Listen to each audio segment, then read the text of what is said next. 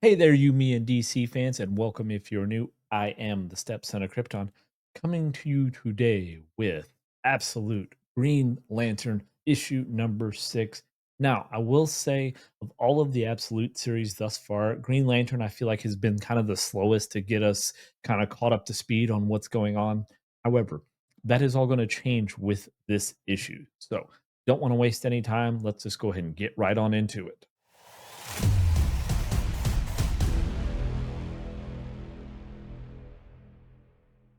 All right, guys. So we're all pretty well familiar with how the other issues of Absolute Green Lantern has opened up. With usually you have like the four different little sections of it, and we see kind of the black ring, and it's saying "Be without fear" and things.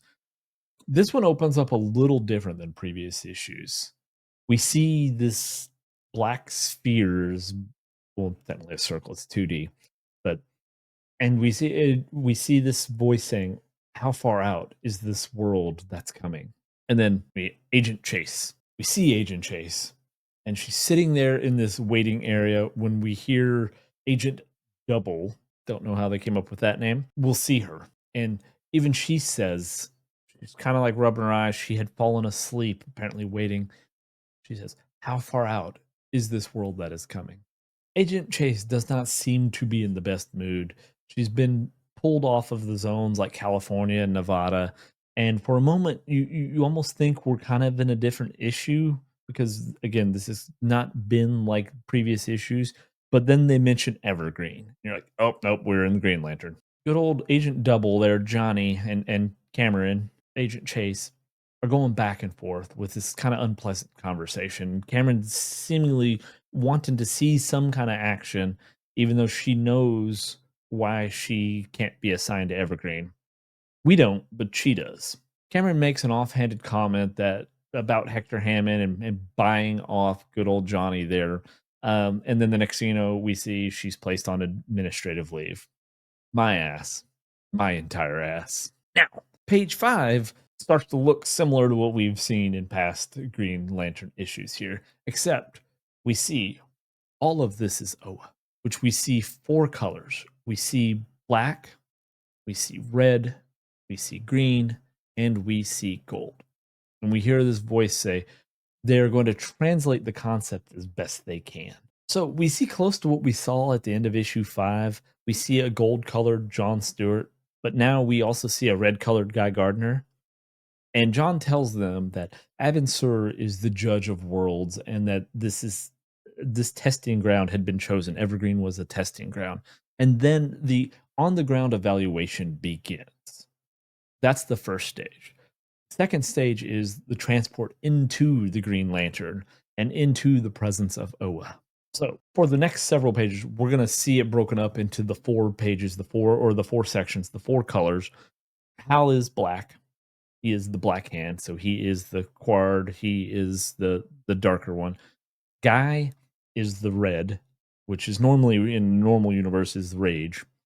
Joe is green, which is the power of will, and John is gold, which the Gold Lanterns is kind of like a collective of all of the different emotional spectrum.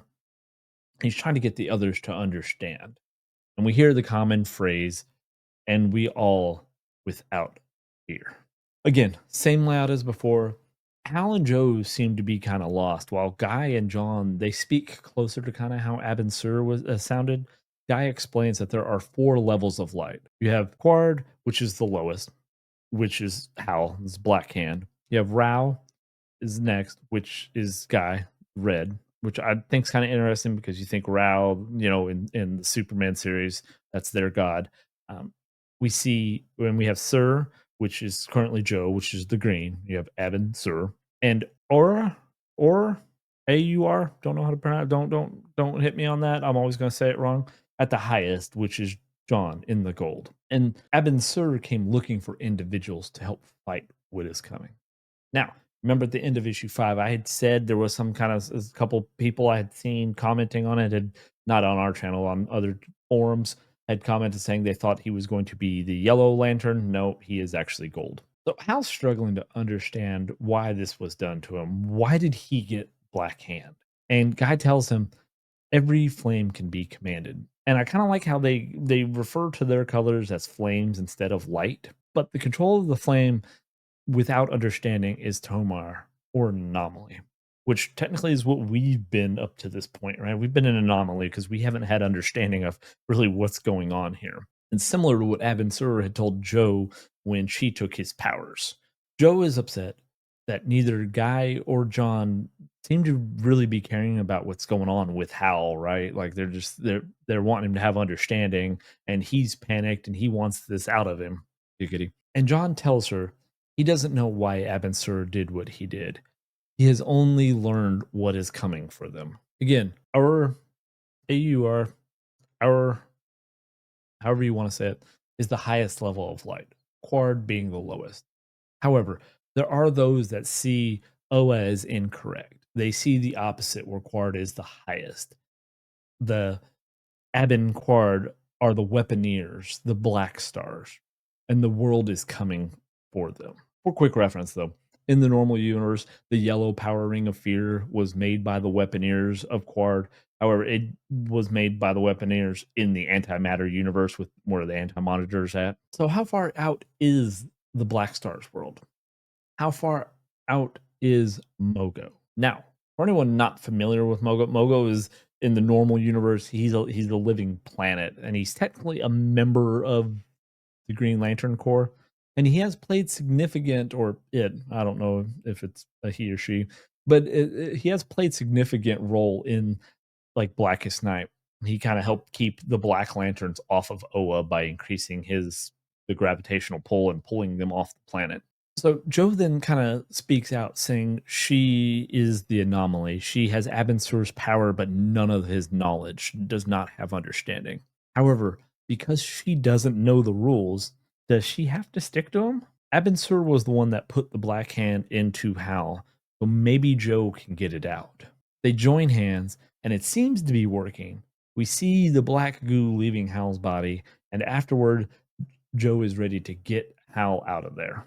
So we finally go outside of the lantern, and we see good old Hector, and he's looking at the hovering lantern there. He's got his little scope vision going on, and he and the team are trying to make sense of all the data they're getting. And then they see obviously the green bolt of light come out, which is good old Joe and Hal. But then we see this black goo just pouring out of the center of the lantern.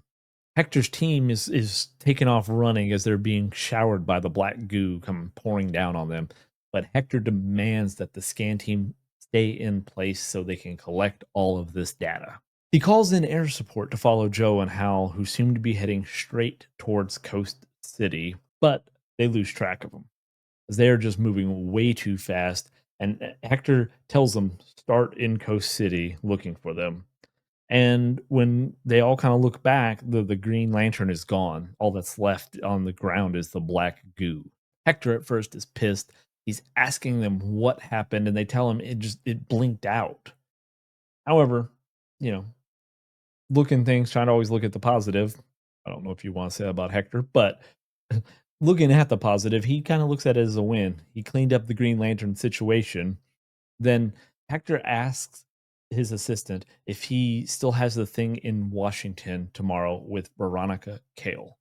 Now, if you have been following along with the Absolute Wonder Woman series, which issue 11 should have already released by the time this one is out, Veronica Cale was the director over Area 41 that we see working with Dr. Poison. So again, we're getting these tie-ins. I'm here for it. I'm loving it. So we then we go outside the planet. We get an outer planetary view, and we see this green explosion on the moon. And it looks like the lantern landed there on the moon. But we see John, and he's kind of looking out, past the world there into space. How far out is the world that is coming? Closer every day. Come back soon, Joe. So now we're kind of back to the more earthly realm there, and we see this masked individual in a car driving. He's getting a call from Chase, and we learn that apparently this is Simon, and of course Chase is asking if he's working the Evergreen thing, but sadly it's classified. She's not going to find out if he's actually working or not. And we find out that this is Chase's partner.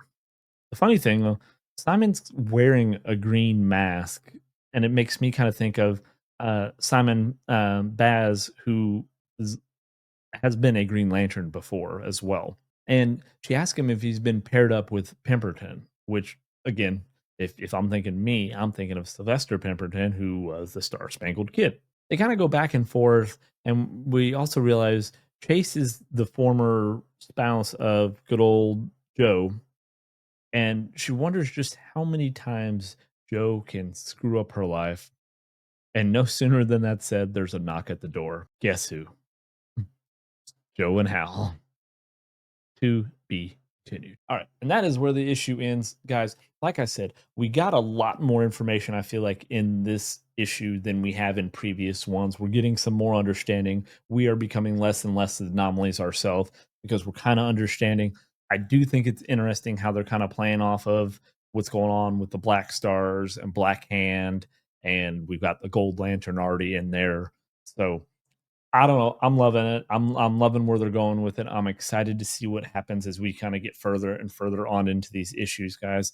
Let me know in the comments, how do you feel about it? Are you enjoying the Green Lantern series so far? Where do you think it's going?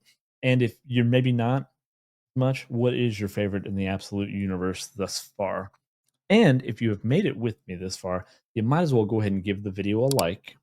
Do Mantis's job here since he's not here, subscribing to the channel, and clicking on the bell notification so you get alerted as all of the new issues in the Absolute series as well as the Justice League Unlimited are out. Also, everything we're doing in the TV and the movies as well.